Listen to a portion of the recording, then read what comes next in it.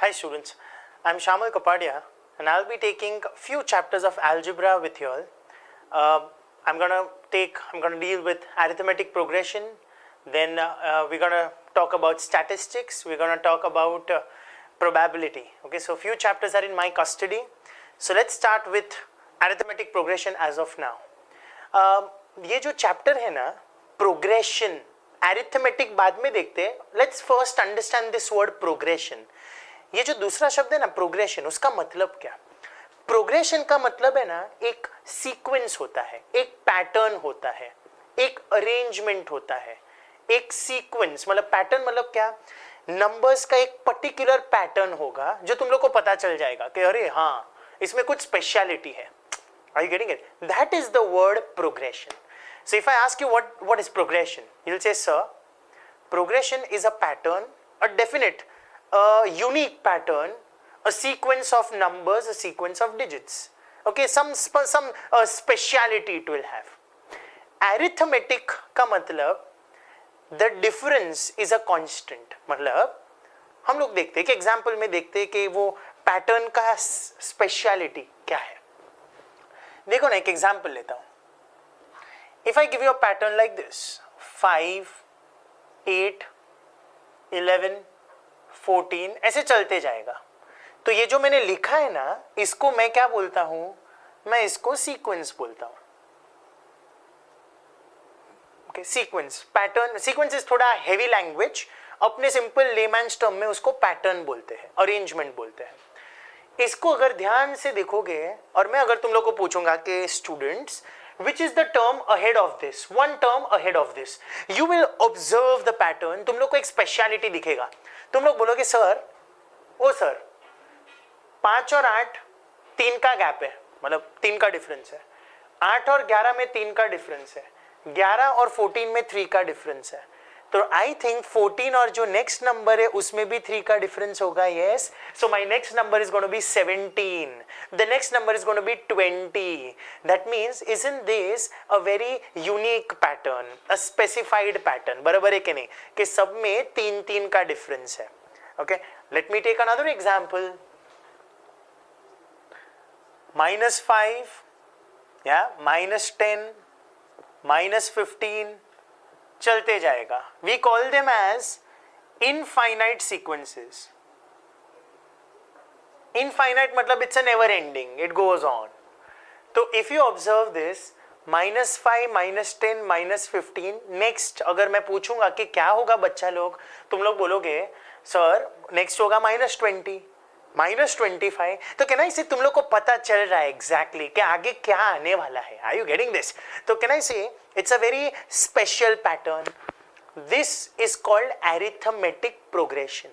सो arithmetic progression का मतलब सुनो, the difference. Do you know this word difference? Difference मतलब subtraction.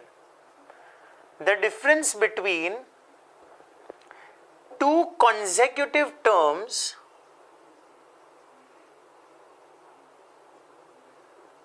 the difference between two consecutive terms is a constant. Constant का मतलब I can say it is fixed, it will never change. तो अगर दो successive consecutive terms के बीच में difference अगर same है, मैं बोलूँगा कि वैसा sequence, वो pattern AP में है. AP is a shortcut, short form of arithmetic progression. Board exam में अलाउड है यूज करना. तो हेंस फोर्थ मैं पूरा शब्द नहीं बोलूंगा, मैं बोलूंगा एपी. एपी का मतलब अरिथमेटिक प्रोग्रेशन, याद रखना. Okay, so now tell me 8 - 5 3, 11 - 8 3, 14 - 11 3. Simple भाषा में higher term minus lower term is fixed. So ये थोड़ा मैंने भारी भाषा लिखा है, मुझे ये सब नहीं जमता है. Very simple layman's term, I can say higher term, आगे वाला टर्म माइनस पीछू वाला टर्म. कॉन्सेक्यूटिव, कॉन्सेक्यूटिव मतलब you can't say sir 14 - 5. No, consecutive मतलब तुरंत आने वाला. minus consecutive lower term is going to be fixed, constant. If this is true, I will say कि अपना जो sequence है ना वो AP में है. So this is the sequence in arithmetic progression. Okay, even out here, minus 10 minus of minus 5, that's minus 10 plus 5, minus 5, this minus this, minus 5. Okay, so this is what I can say, that the higher term minus consecutive lower term अगर same है, it is an AP. Last example देखो, 3, 7, 10, 14, 17 and 21. That's it. बस dot dot dot नहीं. हम लोग इसको बोलते हैं फाइनाइट सीक्वेंस. फाइनाइट का मतलब it stops, it ends. That's a finite sequence. 7 minus 3, 4. 10 minus 7, 3. खत्म. Chapter close.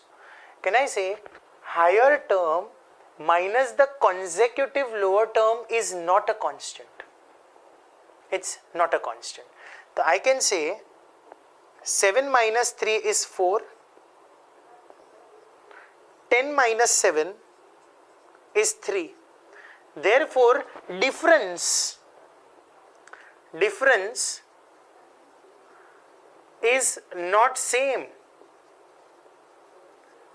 So can I say that the sequence is not in arithmetic progression? So this was one of the example where the sequence is not an AP. Have you understood this part? Okay, so AP का मतलब क्या? Simple भाषा में higher minus lower अगर fixed हुआ तो उसको AP बोलते हैं. तो वी अंडरस्टूड AP क्या होता है. अभी लिखने का एक तरीका है. ओके, देखो हम लोग कैसे लिखते हैं. There are certain terminologies which you have to remember. Terms बोलता हूँ मैं उसको. Okay, terms involved in the chapter. Now which are the terms involved in the chapter? Check. एक example लेके वापस देखते हैं. 5, 8, 11, 14 and 17. बस इतने ही लेते हैं terms. ठीक ना? फाइनाइट सीक्वेंस लेते हैं. ये जो लिखा है ना 5, उसको मैं बोलता हूं पहला term. We call it as T1. T मतलब टर्म, 1 मतलब first term. So this is said to be T1, T2, T3, T4, T5. 5 terms है अपने एग्जाम्पल में. So I can say guys that first term can be either written as A or T1. मतलब ये जो 5 है ना उसको मैं A भी बोल सकता हूँ. A मतलब फर्स्ट टर्म, या मैं T1 भी लिख सकता हूँ. ओके, एग्जाम में anything is okay. So this can also be stated as A. ठीक है. Then there is something known as a common difference.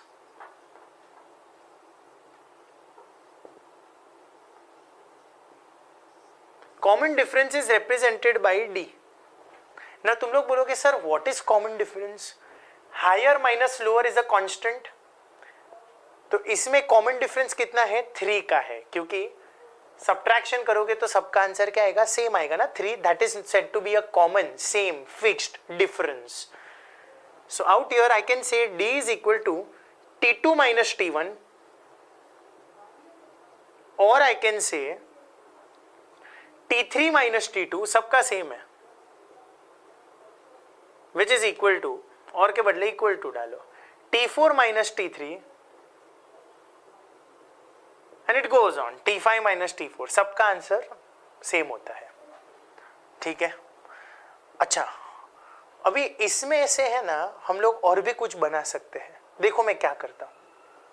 Focus on this much. इतने पे जरा ध्यान दो. D is equal to T2 minus A. अरे क्या किया? अरे सुनो, T1 के बदले मैंने A डाला, तो in place of T1 can't I put A also? Fine. shift minus a on this side, won't it become plus a? So T2 is equal to a plus d. That's fine. Fine, okay. इधर देखो, d is also T3 minus T2. But मैं क्या सोच रहा हूं कि अपना जो माइनस T2 है ना, माइनस T2 ये बाजू लेके जाओ. So I will say T3 is d plus T2, where T2 substitute करो, a plus d इधर डालो. इधर अगर a plus d डालोगे तो T3 मिलेगा a plus 2 times d. Okay, so now I can keep on saying that T1 is equal to a, first term. T2 is a plus d. T3 is a plus 2d. Wouldn't that continue, and hence I can say that T2 is nothing but a plus d. T3, wouldn't it be a plus 2 times d? वैसे चलते जाएगा. That means if this is the first term, my next term will be, देखो ना 2 है ना, तो can I say a plus 1d? 3 है तो a plus 2d. Come on, अगर 4 होगा तो wouldn't it be a plus 3d? 5 होगा तो it will be a plus 4d. Can I say in general वो चलते जाएगा? हाँ, so please tell me, अगर ये n तक गया, n मतलब तुम लोग बोलोगे सर n क्या है? Isn't n the total number of terms?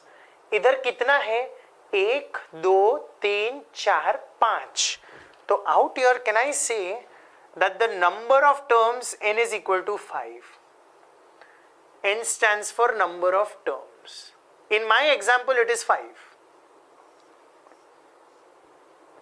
So please tell me, ये देखो ना, पैटर्न दिख रहा है ना तुम लोग को. तो अगर n आया, to be very precise, can I say it will be a plus, अगर इधर 5 है तो इधर 4 है, एक कम हो रहा है. तो अगर इधर n है स्टूडेंट्स, तो इधर won't it be n minus 1d? This is the general representation. Okay, this is a formula जो हम लोग बाद में करेंगे. So as of now मुझे थोड़ी थोड़ी चीजें तो पता चलने लगी है, जैसे कि फर्स्ट टर्म को हम लोग a बोलते हैं या T1 बोलते हैं. Come on, start memorising with me. First term we call it as a और T1. सेकेंड टर्म को हम लोग T2 बोलते हैं, थर्ड टर्म को T3 बोलते हैं. ऐसे ही हम लोग लास्ट टर्म को या तो TLL या TN nth term. Okay, so my nth term will be TN. Common difference is represented by D. Okay, so just summarizing it up. Okay, remember summary में first, the first term is A or T1. Difference represented by letter D. Nth term in general, some term in a sequence represented by Tn.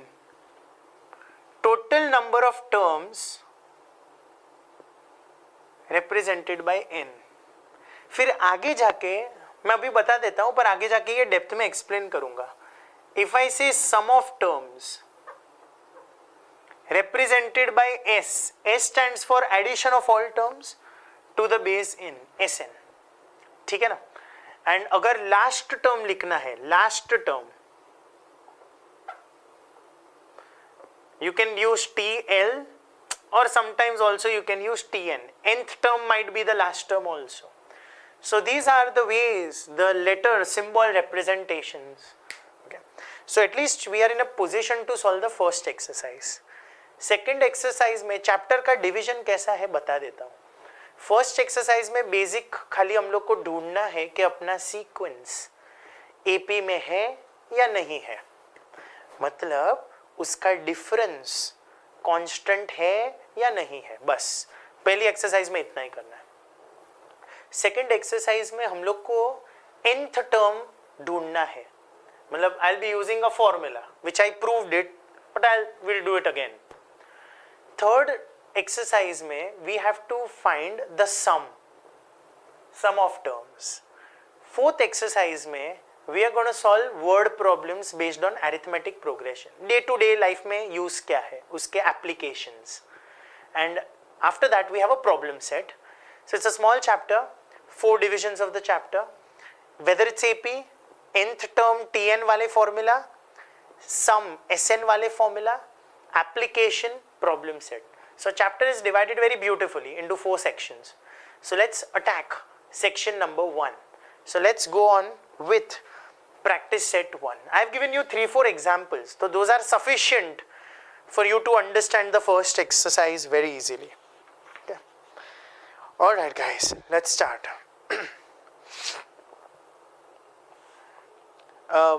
Talking first, taking out couple of 2 examples मैं मेरे खुद के ले रहा हूँ, फिर हम लोग exercise से start करते हैं, okay?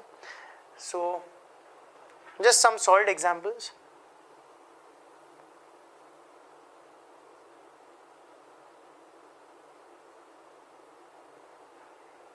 Okay, just some solved examples we'll take. Okay, एक sequence ले रहा हूँ. Example number 1. -2, -6, -10, -14. It's an infinite sequence. Let's start. अच्छा, board exams में लिखने का कैसे? Check this. I will say A which is equal to T1 is -2. First term. T2 -6, T3 -10. बस 3 टर्म्स लिखो चलेगा. अच्छा, सबट्रैक्ट करो T2 minus T1. Okay, T2 minus T1, which we call it as common difference. -6 minus of -2. That's -6 plus 2, -4. Next, let's find T3 minus T2. -10 minus -6. -4. I think the difference is the same. So can I say T2 minus T1 is equal to T3 minus T2 is equal to T4 minus T3 and so on it continues. Since difference is the same, which is -4, therefore it is in arithmetic progression. It matlab sequence is in arithmetic progression. So this is one of the method of writing. You can use this method. 2 करना काफी है, तीसरा करने की जरूरत नहीं है. T2 minus T1, T3 minus T2, बस 2 ही करो. It's more than enough. Okay, let's take another example. Okay, example number 2. Just ऐसे ही random ले रहा हूँ अपना खुद का. 1 1 1 1 1 1. बस ये सीक्वेंस है. Come on. T1 is 1, first term. T2 is also 1. T3 is also 1. T4 is 1, so on. So come on. T2 minus T1 is going to be 1 minus 1. T3 minus T2, which is 1 minus 1 again. So can I say the common difference is 0? Yes, it is in arithmetic progression. Since T3 minus T2 का answer is equal to T2 minus T1 का answer, which is D. Therefore common difference is 0. And therefore I will say sequence is in arithmetic progression. Yes, it is. ठीक है ना? Okay. So just go through all the concepts and the few examples. This is concept pertaining to restricting ourselves to only the first exercise. फिर बाकी है धीरे धीरे थोड़ा concept फिर exercise, concept exercise. That's how we're gonna plan it out. Okay. So just go through this and then we can start with our first exercise. Yeah. Okay, I just saw the practice set 3.1 and I felt that before going to the practice set, मैं कुछ और solved examples from my side I will take it. Okay, few more, right? I will. Okay, I have been given in few problems of practice set. A और D दिया है and they are asking you find the following AP. So let's take few examples like that. तो चलो एक question खुद का बनाते हैं. So just again an example before moving on with the practice set. If this is my solved example 3, right? Yeah. If A is equals to 4 and D is equals to -1, okay, then find first 5 terms in AP. AP के पहले 5 terms ढूंढो. Question एक लिया, ठीक है. Can I से let's begin. T1 मतलब first term. I think T1 is A only, right के नहीं? Which is 4. Come on it's given. ठीक है. T2 याद है मैंने तुम लोग को अभी एक ट्रिक बताया था. मैंने लिखा था ना, वो एक पूरा एक कॉन्सेप्ट में लिखा था. T2 can be written as A plus 1D. Come on, T3. How will I write T3, students? A plus 2D. देखो ना, 3 है तो इधर 2, 4 है तो इधर 3. याद है? तो अगर n था तो wasn't it n minus 1? Yeah. T4 and T5. So this will be A plus 3D. This is going to be A plus 4D. So all we do is substitute. A is 4 plus -1. 3 answer आएगा. This is going to be 4 plus 2 into -1. That's 4 minus 2, obvious. 4 plus 3 into -1. That is going to be 4 minus 3.